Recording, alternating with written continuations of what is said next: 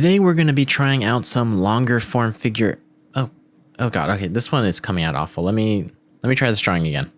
All right, take two. Today we're going to be drawing some longer form figure drawing, and we're going to start with this one's even worse. Okay, we're going to do this one more time. One more take. All right, you guys with me? Today we're going to be doing some longer form figure drawing. I'm talking a 20-minute pose today. So last time we did a couple 10 minutes. We're going to do one 20-minute today because I feel like that's long enough, and I'm just going to kind of break it down as I work through it. But of course, there are a couple things I want to mention that we should get to before we start our drawing. But first, roll the intro.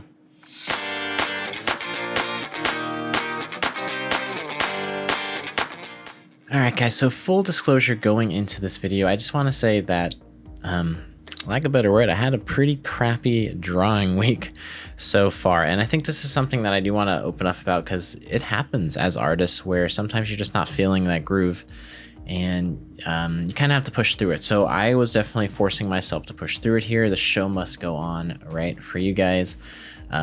So, you know, my confidence is not within these drawings that I was doing necessarily, but hopefully I can still get the points across as to what you want to look for and what you want to do when you're starting a 20-minute figure drawing pose. All right, so we're talking steps here that we need to get started. And as you guys can see, the first thing we need to do is warm-ups. I've really been hammering this point in on you guys.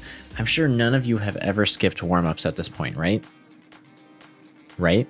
So you guys know that it's really important. You got to get the bad drawings out. Expect to have bad drawings, right? And you got to kind of just like get through that. And the best way to do that is to just knock out some 1 minute, 2 minute, 5 minutes, wherever you can get the reference. If you guys need gesture drawing sites, I'll put them in the description below. There's Sketch Daily, Quick Pose. I mean, you can find images on Google, Pinterest, wherever you can find pictures of people. Find them, gather them, create a folder, or just use any of the websites I mentioned where they're just going to kind of put a timer on for you and you just get images. Speaking of reference material, what I used today was Graphite Studio, and I showed you guys last time they have a bunch of cool reference materials from scenery to people and everything in between. So if you guys are interested in buying some fancy pants packs, they got some really nice ones and they're really pretty affordable, to be honest. So check them out. All right, so the second thing I want to talk about is what is the purpose of what you're trying to get out of this practice session? You want to remember that figure drawing is a tool that we use to practice, right? So at the end of the day, you're doing it to get better at something. It could be speed, it could be drawing humans, right? That would be the obvious one. So you want to go at it with that approach. So what are you here to practice? You know, gesture, proportions. Are you trying to keep everything really tight? Are you looking for anatomy, form, value? So kind of pick one or two of those as you're going into this because we have a lot of time. 20 minutes is a good amount of time to tackle at least two of those subjects and really focus in on hitting those goals for today. Third, to kind of tag onto that, as you know, I was saying it is practice. Remember that not everything you draw during these practice sessions are going to come out perfect. Most likely they're not. There's going to be things that you need to fix, or there's going to be things that just aren't there. And it's your learning curve. It's where you're going to learn not to make that mistake next time. So while it does suck and we can be really harsh on ourselves like I'm being now with my bad drawing week, we just have to kind of be a little critical too and realize that there's something to learn from what's happening. If you guys aren't happy with your drawing at the end of the day, give it another go. Go find some other figure drawing videos, put it on 20 minutes, go less time, and really try to work in on what you felt like you struggled on. All right, and last before we jump into this, and I'm going to be talking about a lot more points as we go with this drawing. With a 20-minute drawing, you want to be very specific about the fact that you are trying to get the full figure, okay? You have plenty of time. If you are someone that struggles with getting the hands, the feet, and all this stuff in, use the full 20 minutes to make sure you get those details that you don't usually get in. It's okay if you don't get as far as I got or as far as someone else that you watch has gotten on figure drawings before. Focus in on making sure you get hair, feet, full body, legs, torso, limbs, hair, facial features. Okay, so try to get a full figure in here. And then we're going to apply that to what we can start doing to it in terms of value and checking proportions and all that stuff. All right, jumping straight in. So we got the timer on the clock. We're at 20 minutes. So remember, that's a good chunk of time, but it can also go really quick. So just be cautious with your time here. Now, I'm going to kind of explain a little bit about what I'm doing in terms of my guidelines, my proportions, checking my angles, and all that stuff. So starting off right here, you guys can see that I'm throwing down a couple lines on my page. Why am I doing this? I'm supposed to be drawing a figure, right? Well, if you can see over there on my figure, I accidentally left the guide up on it that I was using when I was kind of studying this figure for a second. But that is essentially my heads of the height for this figure. Why is this important? So this is important for a few reasons. One, the simple reason being is it kind of just gives you an obvious, well, I know exactly where my head has to fit in, and then I know where the top part of my chest and the stomach, etc., right? So you kind of give yourself a little bit of like a puzzle piece to fill in, and you know you don't accidentally elongate or shorten something. Now, the real thing that you're looking for when you do this too is if you know head heights and how to measure a body by heads, well, it gives you all these landmarks, right? So this would actually be the head to the chin, or even it could be to the bottom of the neck like we see here. This one lines up with about the nipple line. Here you can see we're lining up with the belly button. That's typically where it lines up. Bottom of the crotch. This person is pretty standard for when it comes to proportions that we learn from head size. So knowing this already puts me at an advantage straight from the beginning of my drawing. All right, so if you guys have followed me for any amount of time, you know that when I do figure drawing, I always say that I make my heads too big. And I'm telling you right now, I know it looks like it might be okay so far, but I go straight to it somehow. You guys will see in probably a minute or two that head gets, again, too big. I don't know what my deal is, but like I said too, you know, we all have something that we need to work on. And for me, that's my definite. That's going to be my constant that I always need to work on. So from here, I'm just kind of filling it in. And you guys can notice too, like I'm really taking my time with this. I have 20 minutes. I don't want to necessarily rush things. And I want to make sure I'm getting everything in, right? So I'm going to kind of pace myself. Now, realistically, I would suggest that, you know, I'm already almost hitting that 3-minute mark. I should be pushed through, right? I should have a nice gesture on the page. That would be ideal. You know, again, it's like you kind of have to, you know, barter your own time here, right? So you guys kind of do what you need to, and then but make sure you get through that figure by the end of this. That's really the key here.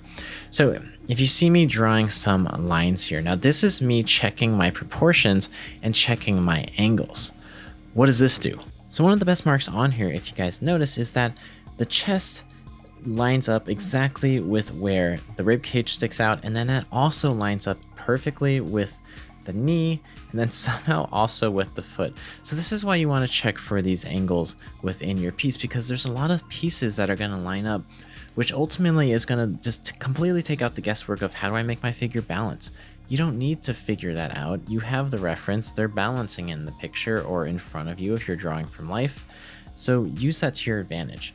Just draw a line down. So from the chin, you can draw a line down, and you can see that it lines up about with the back of the foot on that first leg there, right? Just like if I take a line from the back of the head down, I can see that around where the butt kind of turns into the leg, the end of the hip, we're finding that mark. And this can be used for other things too.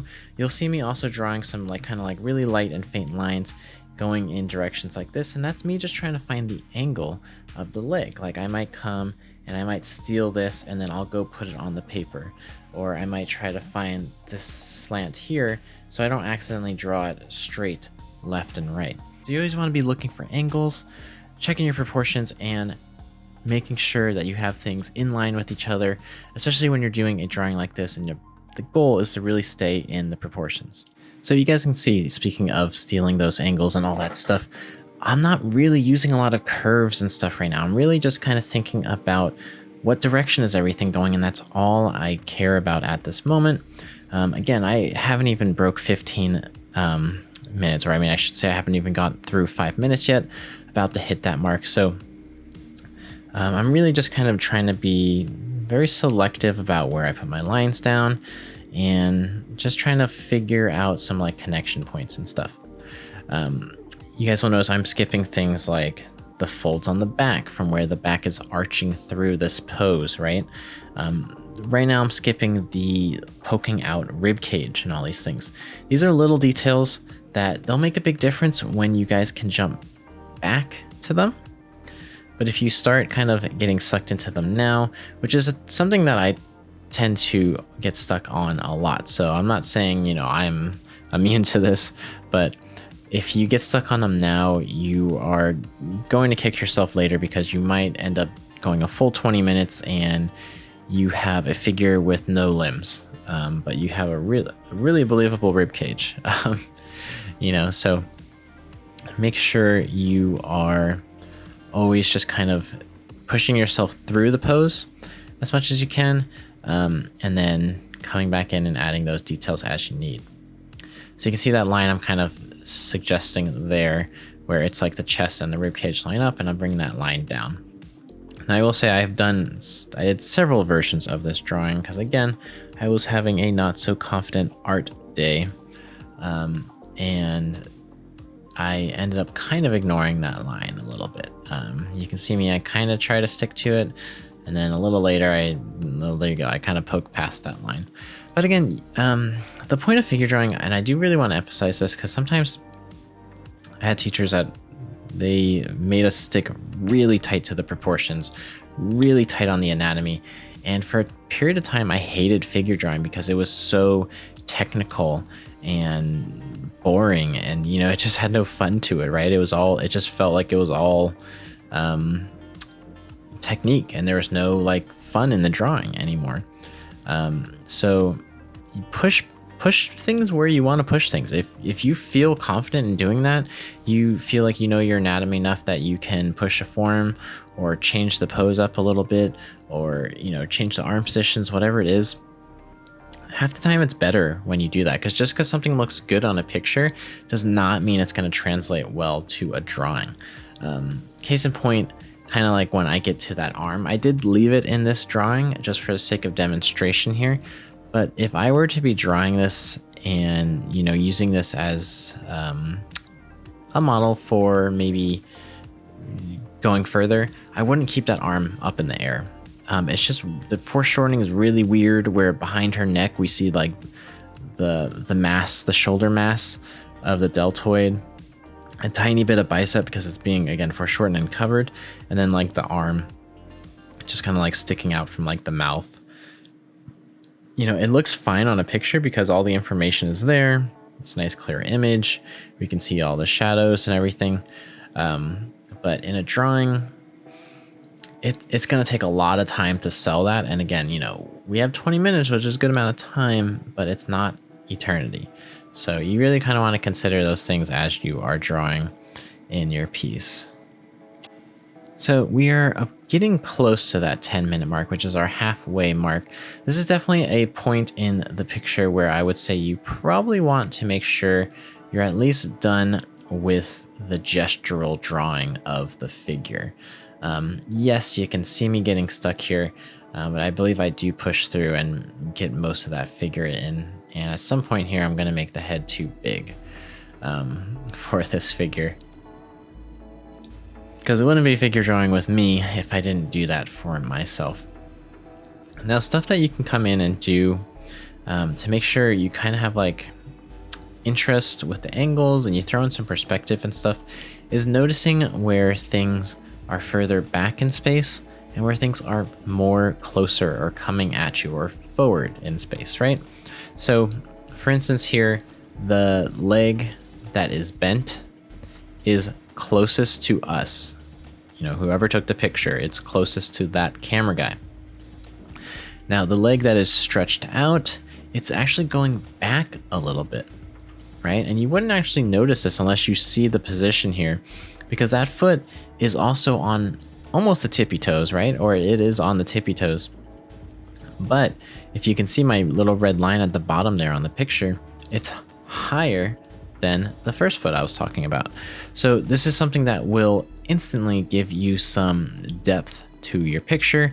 If you have someone not standing this on the perfectly absolute same plane. Okay, so sometimes, yes, people's feet line up, they're standing perfectly straight together. Something you want to do though with your figure drawings, you want to add interest, and adding depth is a great way to add interest. So I encourage you to play that up a little bit.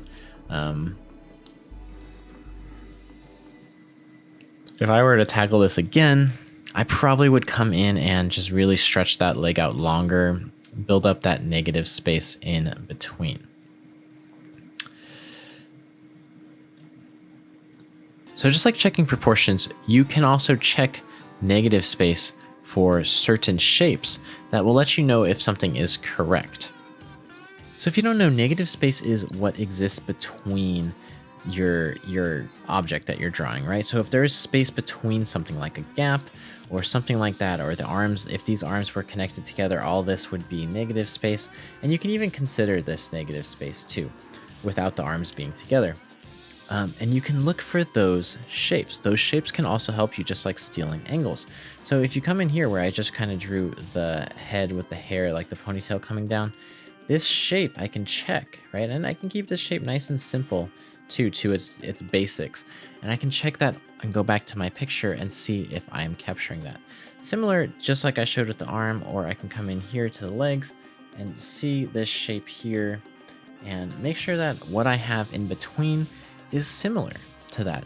It doesn't have to be spot on, but as long as I'm getting something close to that, it's really going to seem like I'm capturing my reference really well. All right, so on with the drawing we continue, and I gotta tell you guys, I mean, that lack of confidence is hitting me. There's so many things watching myself draw this I wish I just kind of saw and fixed. But that's kind of the lesson that we're learning here, right? Not everything we draw can be perfect. So I don't know, but for me, I would have just lifted that head a little bit higher, and I think I would have just forced this figure to be a little longer. I stuck within my proportions, but sometimes if you're not getting the width as well as the height, I think my width got a little thicker than what the actual reference is showing. And so that's why some of my stuff, like the legs, look shorter. I think because I ended up being a little stumpier in terms of they got a little thicker than longer. But these are things that I will live with, I suppose. But at least I can pass these tips on to you guys, and you guys can probably look and acknowledge some of the things that I'm acknowledging, and not put that into your own image. Overall, though, I feel like I did land the proportions decent, and I do come in and kind of like fix things up. That's the nice thing about the 20-minute pose, is like I can stop now and I can take a look back. I can put, if I'm working traditional, I can put my picture in a window. Oh my gosh, I can put my picture in a mirror and look at the mirror image of it, and that'll help me also kind of see some of my mistakes. Things like that. Sometimes coming back with like fresh eyes, even if it's only a few seconds, can really make a difference in how you see your piece. So we got time for some value, right?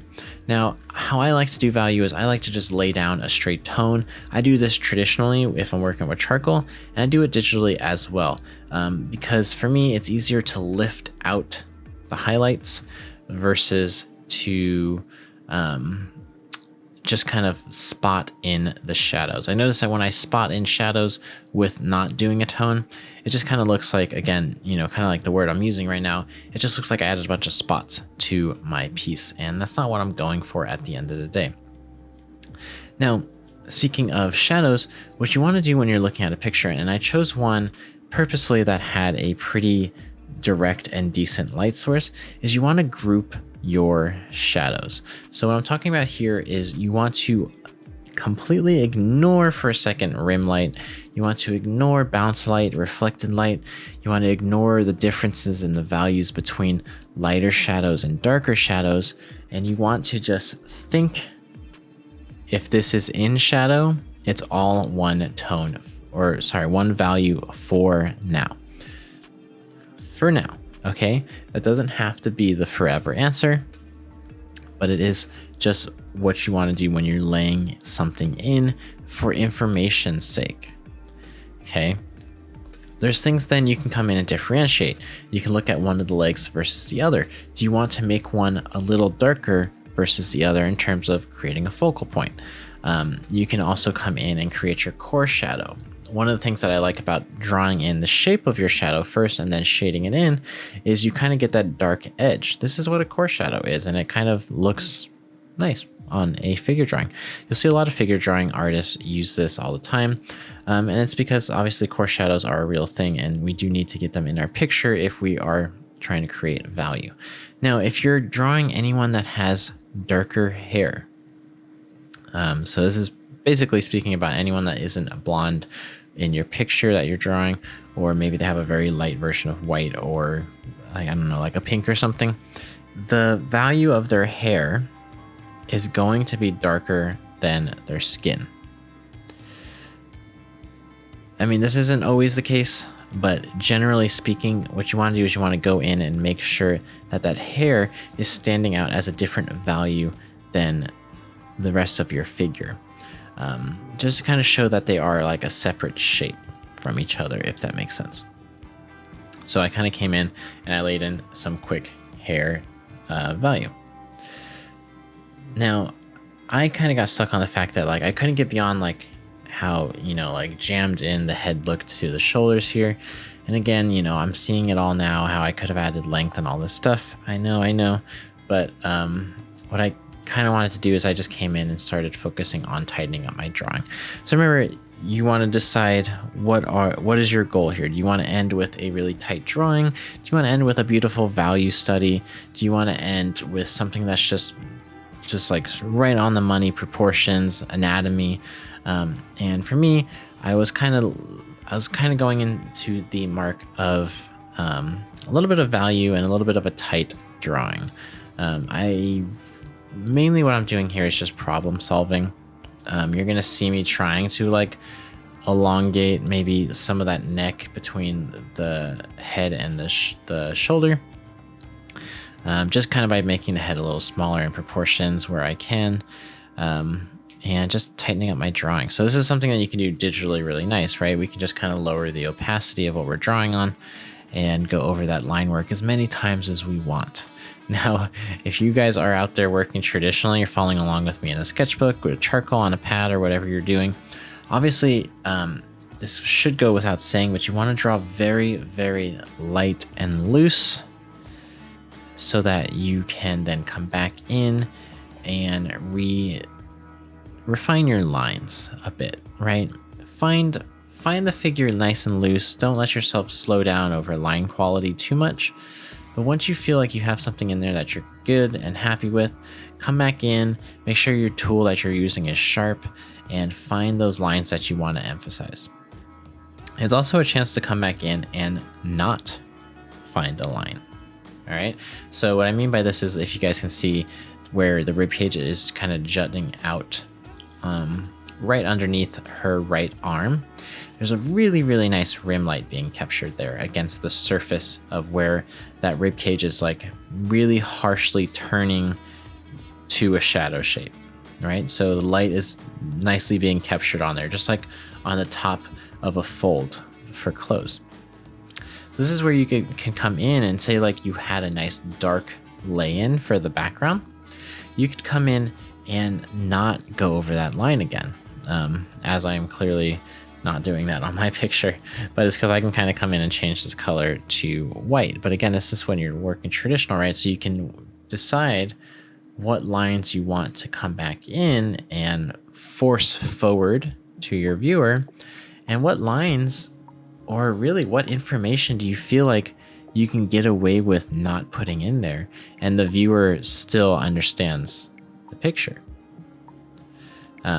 It's always a cool thing if you guys have never seen lost and found kind of art, where it's like some of the edges just completely dissolve or blend into the background, but then you have like these really beautiful captures of light that it's crazy because you look at the picture and your head totally pieces it together, but the information is not quite all there. All right, so anyways, we are about approaching the end here, so I was just kind of throwing in some of my light shape here to kind of bring out my figure from the darkness. I do work on it for a few more seconds after the timer. Don't sue me here. But this was what I would call a decent approach at a 20-minute drawing. There's definitely different ways to go about it. You can get further through the figure if you kind of have more of a game plan going in, but I think this is a pretty good baseline of where to start.